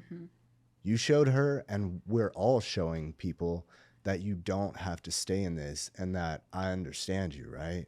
Which I think was like initially like what spearheaded this whole thing was like, we're probably not going to make any money, and that's okay, but like let's just get people to understand that recovery can be cool, it can be fun, and we get you, right? Like we understand you, which is what we learn in the rooms, you know. Yeah. And that's why we wanted like a little club. So yeah. Like, Yeah. we So see like you. kudos Proud on with you yeah. for like being that dad. Yeah. You know, that's cool. Yeah. Well, and kudos to both of you guys, because even just circling back to the conversation about how, isn't it funny how society trains us to drink and do all those things in front of our children, yet when it comes to recovery or something like that, it's like taboo as like something we should Right. keep away, when it's like that doesn't really make sense, because alcohol literally will kill you. Yeah. Will kill you. It's a poison. It's a poison that you can get at every like damn near corner, Yeah.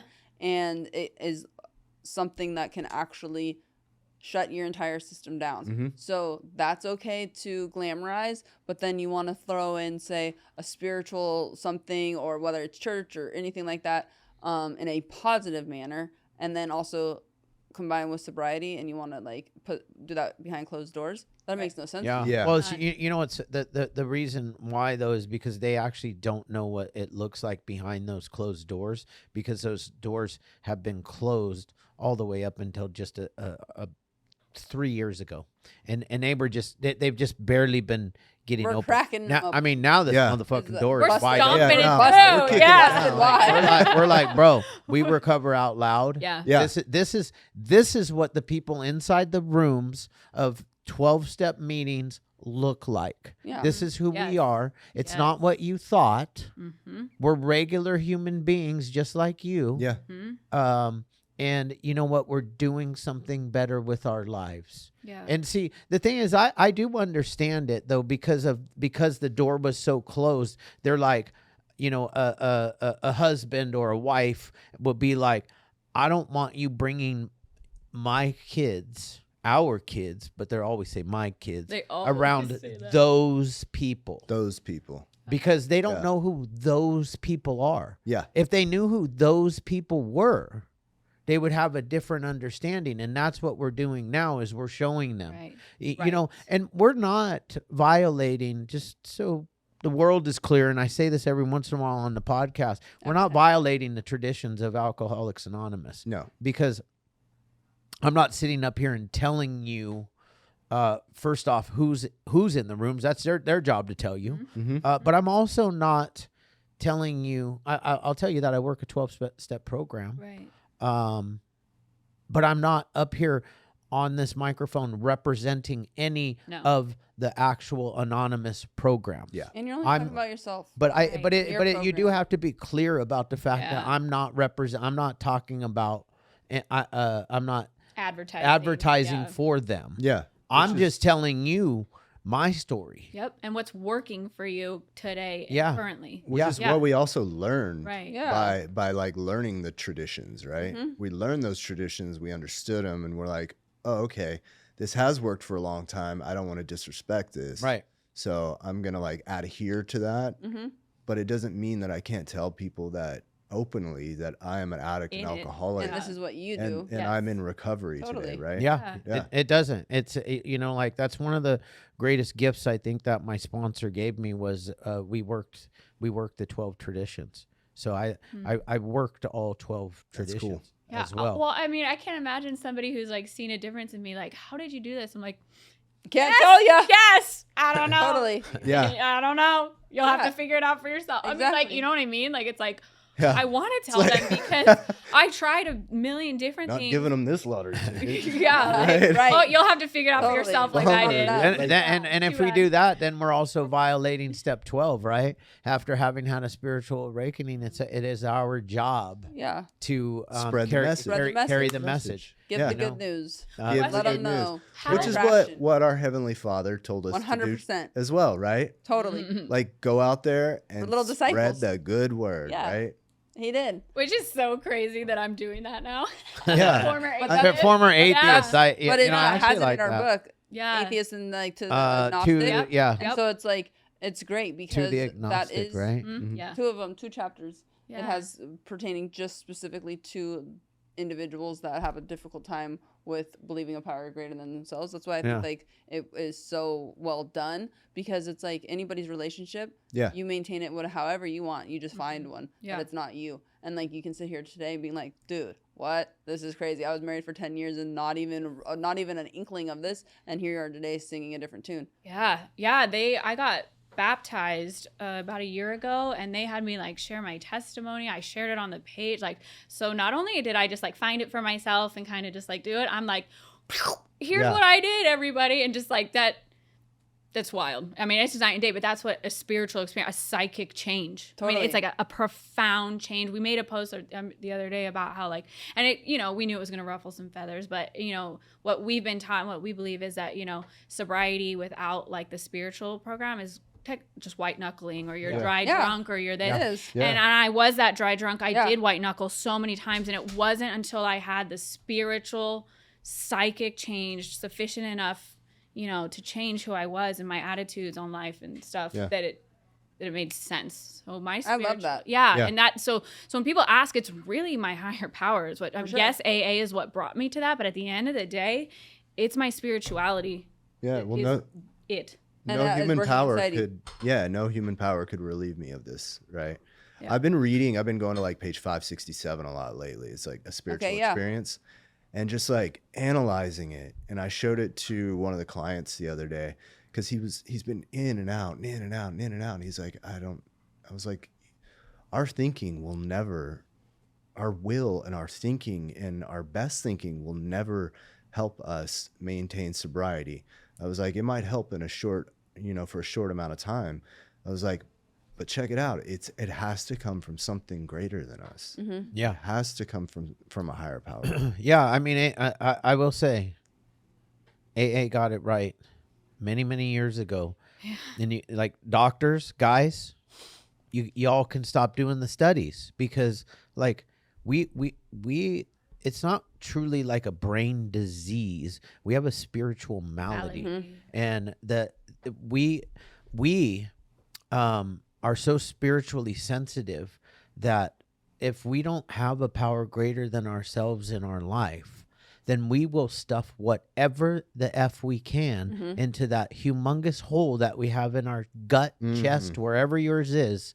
We will stuff it, whether it be food, sex, shopping, gambling, drugs, women, men, you name it, right? Mm-hmm. Yeah. We will stuff it in there. Yep. Until we're in so much pain that we get brought to our knees.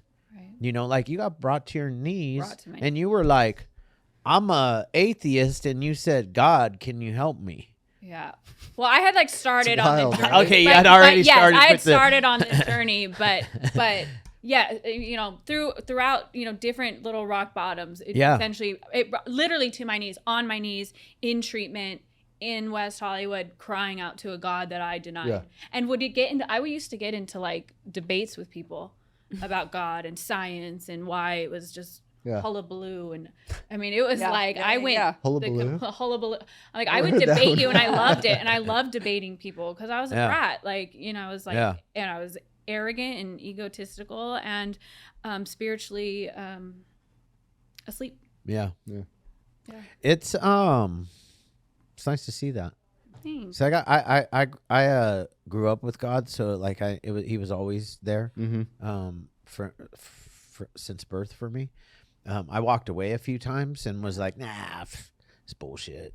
Yeah. Well, I grew up with it too, but it wasn't pretty. Yeah. Mine was not that pretty either. Yeah. Like I in therapy, my therapist was like, you were spiritually abused. Yeah. Yeah. And That's a good way to put it. yeah. Yeah, they call it religious trauma. Religious trauma. You get a lot of that in the like rooms. very, very, very religious, and that's why I like. There was no effing way that God would ever accept me for all of the shit that I've done in the religion that I grew up in. And mine didn't have like confessionals, like like the Catholic Church. Like the Catholic Church, you can do whatever the fuck you want, and then go just repent. You just gotta show up to confession, say it a couple times. show up to mass. Yeah, exactly. Then put your Some Our Fathers, Hail Marys. put your This running was the shoes back on and go for it. The ideology of like you're just going to hell. Yeah, that's You're a what that's sinner and that you're is going to hell. literally Yeah. like you're Yeah. a sinner and you're gonna go to hell. Yeah, you're and bad.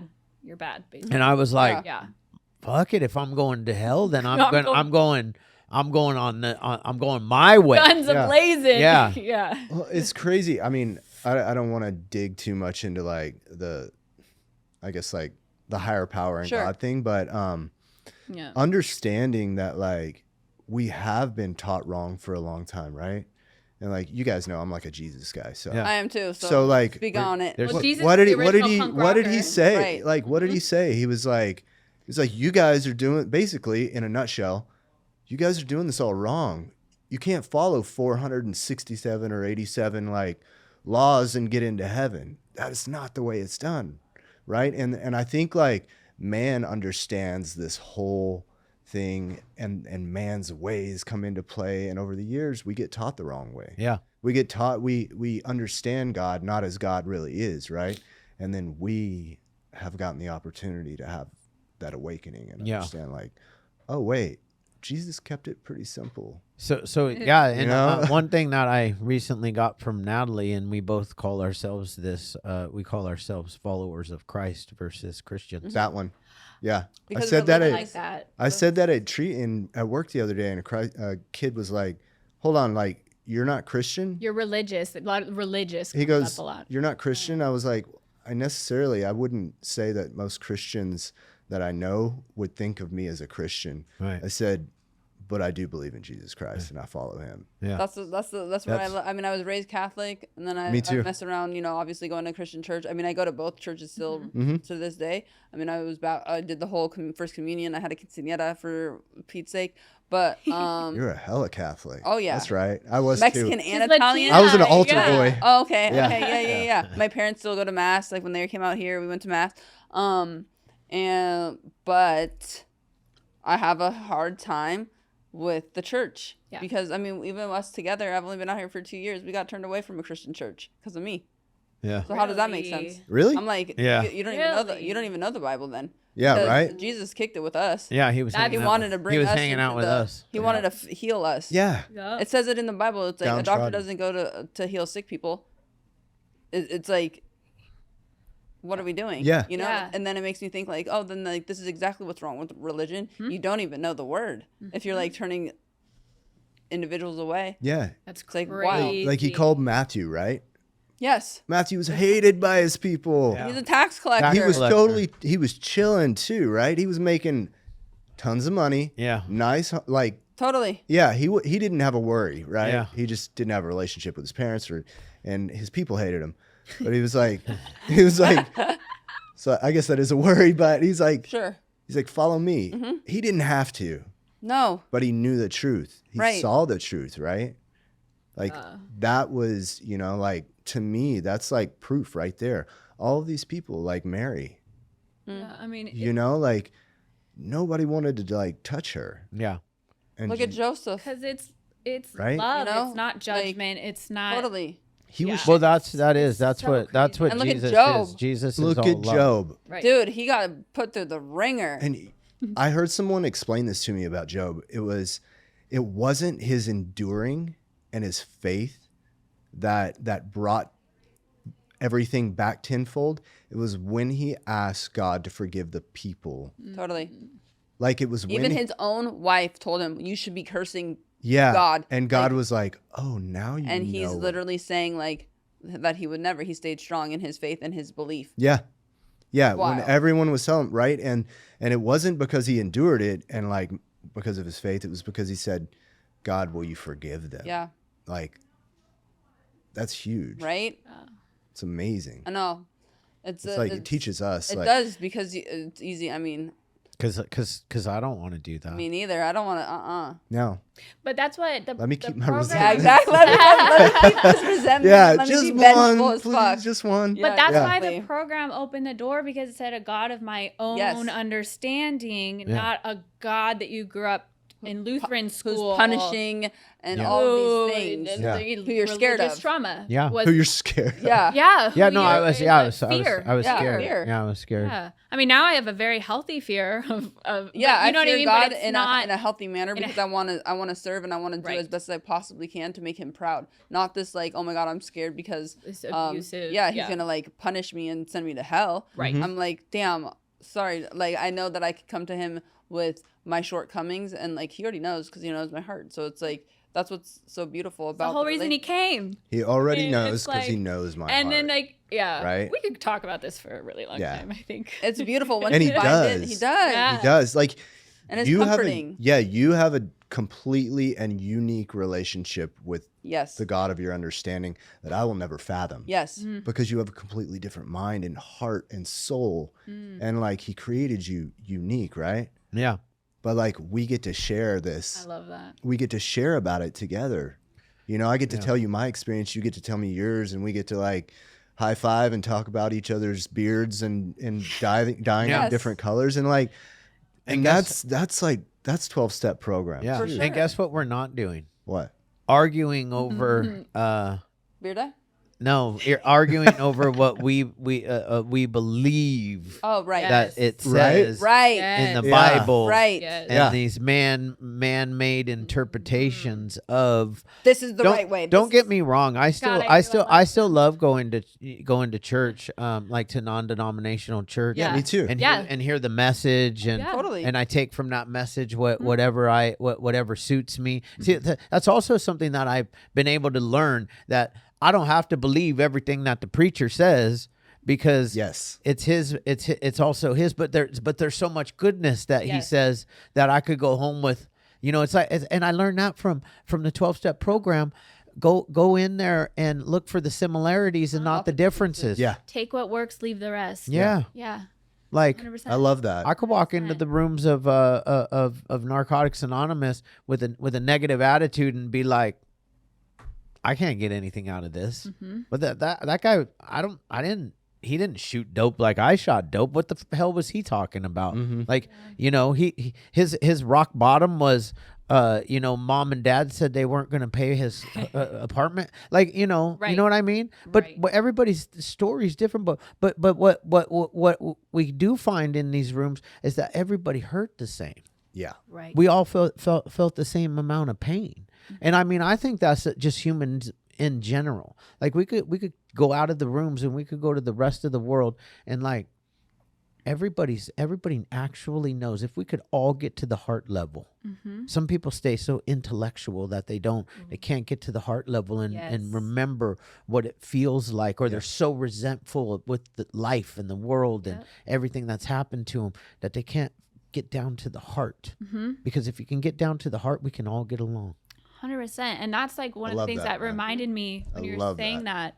That's important. Yeah. Yeah. Remember. Yeah. So important. Because when you go in the rooms and they say, I'm a grateful alcoholic, like that used to piss me off Me so too. bad, used to because get so mad. I couldn't Me fathom what they meant by it, what I was it means. mad. And now I know. Yeah. It's what you were just talking about, like becoming that human of like empathy and understanding and the Compassion. conversations, Yeah. passion, and we're doing stuff that matters. Like, Matters. we're talking about stuff that matters. We're helping people. People are helping us. It's just Purpose. humanity. It's a tribe. It's whatever. It's purpose.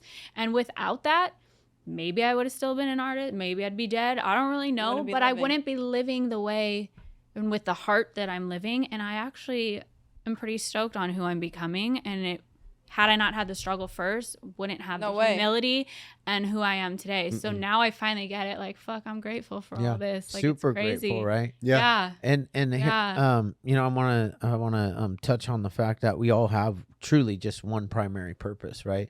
And our primary purpose is to be of maximum service to God and others, right? And whatever that looks like for you right now, it's like you're being of maximum service through these dope ass recovery swag. Thanks. Mm-hmm. And that's providing a service, because you know how excited people get when they find a shirt that they like and it like has meaning behind it. Mm-hmm. Yeah, You know? because you wear it's a form of like expression. Mhm. Yeah. Your clothes and how you do your hair. I have pink fucking hair, for Pete's sake. It's Oh, like yeah. it's something that makes people feel good about themselves, because you have to feel good obviously within, but then getting clothing or accessories or tattoos or whatever, it's like part of being an individual and unique. And so it's like you're fulfilling that creative fire that you've always had inside of you, and then you're now putting it on something tangible for other people to like step into and walk in, and hopefully you make money by doing the same thing. Purpose Well, that's the isn't- best way to make money. I just want to be clear with people.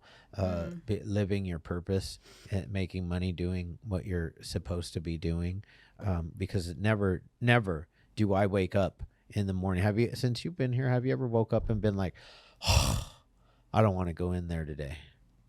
Like, She's like, there was She's that like, one day. one I'm day. like, well, I'm currently going through a divorce, so maybe Aw. when I had to go get my shit, no. But when it comes to like our business and what we do Right. from the podcast, that's what I'm talking facilities, about. yeah, Like coming never. in here, this isn't work to me. Yeah. Like- It's like living in alignment. Yeah. Living in I'm like, alignment. Yeah. I might be a little bit too obsessed with our facilities. So it No. might be a little unhealthy that he reels me in on, but I just keep an eye on you. it's You'll just because fi- I love it. you'll fi- I'm you'll fi- obsessed. you'll- Yes. Sometimes some of the stuff you'll figure out on your own. you know, because you'll make a mistake and it'll cause you a little bit of pain. Yeah. Cry. That's where we I just get involved too much. Yeah. But that's the dream, right? And that's It's the where your dream. growth Something that doesn't mindset feel comes like in, work. right? it's the dream. And I'm self-aware. I know I'm aware of it. And then for Yeah. him, I think like what the cool thing is because him and his family has been in the business for their this own entity right here for 23 years. So it's like it becomes if you're doing something the same, different, but the same for that long, it becomes like the norm. Yeah. And then here I come and fresh eyes, fresh set, like this is my first ever house in treatment, and like all of the things that I'm experiencing, he's done already tenfold, but he gets to watch it from a new perspective because I'm over here like, what all of these things going on, and he's just like, we can talk about it tomorrow morning, like as if things aren't a big deal, and I'm like, but I want to talk about it right now.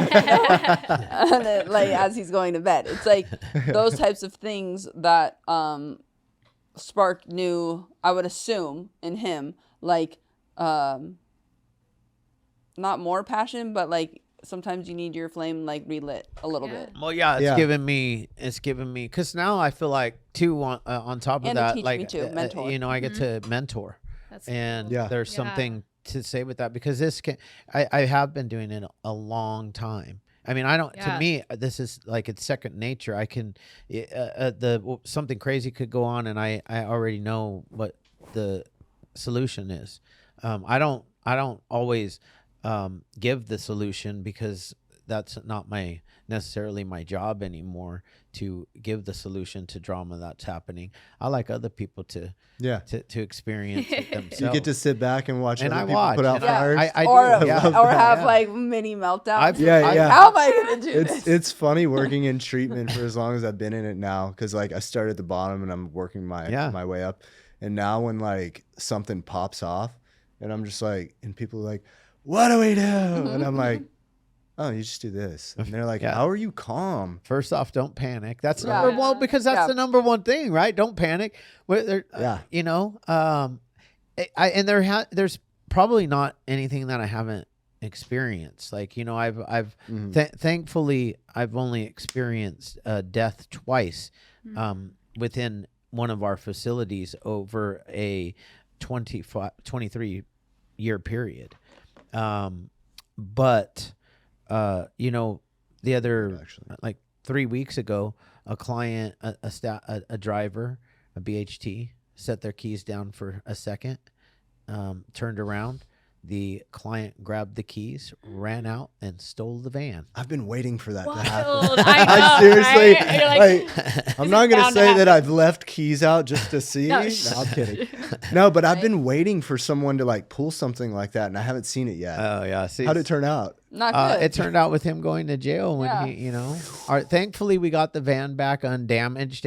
When I say undamaged, it was, it's fucking reeked of weed and all other kinds of stuff. But you know, it's like when clients are like that, and they have such a hard time following the rules once they go to treatment. Yeah. Like your chances become much less if you can't even follow the simple rules here. How are you going to go back into this world? Right. I used to tell, and people would come in and they'd complain about all the rules. And one of my favorite lines, I don't even know who told me this, but I was like, so you came here to work on yourself and change yourself, not come here to change the program and work on the program. Right. You know, like you're. oh, I it actually was a really good like that one a one. lot because, like, you know, it's like one of my favorite things because, like, you know, fuck, I've been doing this for 23 years, and I will not sit here and tell you that I know everything and that my way is the right way, but I love it when a client comes in and has anywhere from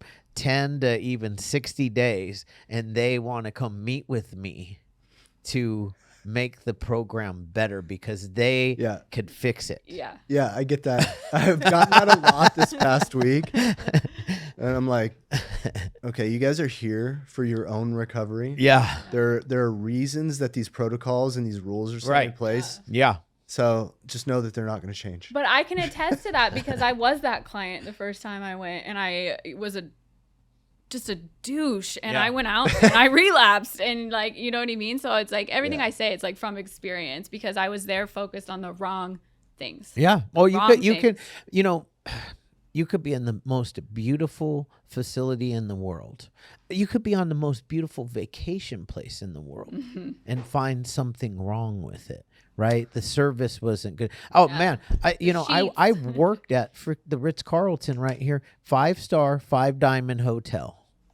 And you better believe that the guests complained about stuff all the time. It's just at the Ritz-Carlton, they have a rule that no guest leaves unhappy. We cannot have that same rule. Yeah, the guest is always right. Yeah. Can you imagine? Yeah. At the treatment center. And I'm like, like Hope by the Sea has a lot of bad reviews, but most of those bad reviews are written by clients that their experience here was we set boundaries with them. Love that. Right. And because I'm not worried about my Google reviews. I'm not. We've been in business so long, and I'm not in charge here. God's been the CEO. I'm just doing his purpose. And if he doesn't want me to do it anymore, then we'll do something else, whatever that is. But that's not where I see it at today, because today this is where I'm at. So I don't really worry too much about that stuff. Do I like them? No. Yeah. I don't. I try to get some people to write some good ones and get those. But fuck, we have 200 and. You're dealing with maniacs. We're maniacs. Yeah. Yeah. Yeah. Irritable. What are we? Discontent. Restless, Restless. Yeah. Irritable. Yeah. Well, Then you mention throw in that. some co-occurring stuff. Well, that's what I was going to say. I throw in a personality disorder or two. Or those are How about great. somebody just not ready to get sober and is pissed that they're here? Yeah. Right. It's like you're dealing with individuals that are just not. Mom and dad made me come. Yes. Or I'm trying to get here because I'm trying to get the heat off, or one of my favorite. all the things, you know? Or I want to get my kids back. 100%. Right. It's like all those things are great, little bit of motivators, but as we all know, Why do you want to stay sober? Right. that's what has to happen. Yeah. Because no, but you can't get sober. Kids are great, but they're not going to keep you sober. Nope. You know? Somebody told me that early on, and it pissed me off. I'm sure. Yeah. For sure. They were like, "That's great, you want to be a good dad, but it's not going to keep you sober." No. And I was like, "Don't you know who I think I am?" Right. Like, That's my favorite one. Don't Yeah. you know Don't who I you think know? I Don't- am? I know, right? Man, don't even come at me. But that's I'm why. Chad motherfucking Carlson. No, but that's honestly my favorite. And I've said it before. My brother will call me and literally tell me, and I'll answer the phone, and he just tells me, "You ain't shit," and clicks and hangs up on me. that's all he says. I love that. You ain't shit. Because it's true. At any point, especially in a meeting, it's we're all the same. You're an action figure. Doesn't he know Damn this? right. Doesn't he know Neil, this? Send it next time he I'll does be that. like, Send I'm him an a action snapshot figure, of that. You got one of these, fucking Neil? Yeah. Huh? Exactly. Huh, Neil? He's all I'm You getting got- one made right now. Right? You got this bad boy right here? Are you with Mattel? Are you a I don't Barbie? think so. Are you with Mattel? I love it. Amazing. But it's true because Amazing. sometimes we allow our heads to get a little bit out of control. So Yeah. it's we're nothing. That's fun too, because you I forget that she's an action figure because Yeah. I do want to tell you guys, my first day meeting her, I was nervous. I was like, oh, she's, got all these fucking followers on Instagram, and, she wrestled in the WWE, and my wife was like, I used to watch that show, Total Divas. And so, but I got all pumped up and was like, how am I going to act? Right. And then she gets here and I was like, oh dude, she's just a regular person in recovery, just like me. And it was and then it's been and most of the time we're here in the office when we're hanging out. Yes, we do go out and do stuff. But it's not until we go out and do stuff that I'm like, oh shit, she's actually a celebrity. Yeah. Because then we'll be somewhere and it's like Costco 3 weeks ago. It's happened numerous occasions at Costco. You went and got a have snack your and somebody autograph? recognized Yeah. you. No, it's always a Selfie. selfie. Yeah. A Can I selfie. get a selfie with you? Yeah. And she does it. We if you go to say the Daytona 500 with her, you ain't fucking moving 10, 20 feet before somebody's asking her for a selfie. The cool thing is that when we went to Daytona 500, they thought that I was Pitbull. So Mr. Worldwide. yeah, Yes. fucking Mr. Worldwide for like I an love hour, that. dude. I love it. I was Guys, thinking, I Chad was, was in You his. soaked it up, didn't Oh my you? god! Oh, He's all yeah. taking pictures like, oh, no problem. Like they were waiting for good. me. Yeah. She was waiting for me Yeah. to get a selfie with some with a Girl, how does it feel? I literally was like, oh my god, this is crazy. These people are gonna go home and be like, dude, you got. That's paid. not That's Pitbull. So the last guy, and I felt really bad for the last guy because the first person that ran up, they were like, "You're Pitbull," and I was like, "No, I'm not." Our old co-host was like, "Yeah, you are." So Yeah, you are. I took the picture. The next however many people took selfies with me, they didn't ask who I was. They just said, "Can I take a selfie?" But they all excited. Yeah, can I take a selfie with you? And I was like, "Oh, you guys watch the podcast? Fucking cool." So I took a selfie with them. The last guy, I felt so bad. He was so scared and so nervous, and he put his hand on my back around me, and the guy took the picture, and he was fucking shaking. And he went home. Chad And has an showed- amends to Yeah, make. he's still showing people that picture. Right now, he's at his desk and he's like, He has it framed. Yeah, Yeah. for sure on the desk. That shit blown up. it's in his car. It's his car, like on his speedometer. But I feel like that's like a testament though to this program is that like while you are like a celebrity and on a world level have like great success and all the things that a lot of people just dream of, right? And you could have taken that and just made it all about you until the day you die. It's just get me and mine and but because of this, I'm sure program and your faith and you've turned it and you've used it for other people. And so you're bringing people with you. Yeah. And so that's just such a difference. So not only get you're doing what you love, but you're helping people and like that's just such a gift. That's just so cool, because I mean, you can go one of two ways with celebrity or, For sure. success. Yeah. So I just think that's such a I don't testament. think she knows she's a celebrity. Jesus is pumped on you. Yeah, That's all I'm Jesus saying. is Yeah. stoked. Oh, thank you. I'll He's post all, on man, him. you like spun it? I did. He's all, that's my girl. That's also- it. Yeah. Gave it to me. I so also am I think trying that to give it right 'cause- back? You I right? also You think know? because you were sober when you got all Oh of yeah, if this, I wasn't sober, that I would be Bad Girls Club times 10. Yeah, and 'cause be you embarrassing got- to my family. you got know? you were sober, so you you still hold on to gratitude Yeah. that you were even blessed with. Yes, It was like the a opportunity. gift. Yeah. Yeah. For sure. Even though she was like she wanted to tell her girlfriend no, that she didn't want to do the podcast. What if you would have said no? Your whole life wouldn't be where it is I know. today. God would have made it happen though. We wouldn't be What is talking for to you. us? Yeah. No, he can't. Won't You, stop. miss you that. guys might not It won't even miss met. that. The Yeah. podcast would have still. It might have. It's her fizzled. pink hair that got me. Yeah. Yeah. What would you guys do? No, I'm just kidding. What guys? It was just one of me. Oh yeah. Okay. What would you do? We'd be running infomercials on dyeing your beard. Yeah, we still would have linked up. Yeah. Eventually. There you Yeah. go. Yeah. There you go. Yeah. Yeah, because I did have the podcast and I did have the Recover Out Loud meeting Yeah. before you got here. Yeah. And Chuck Zamzow was around before she got here. He was. I believe so. He might have been.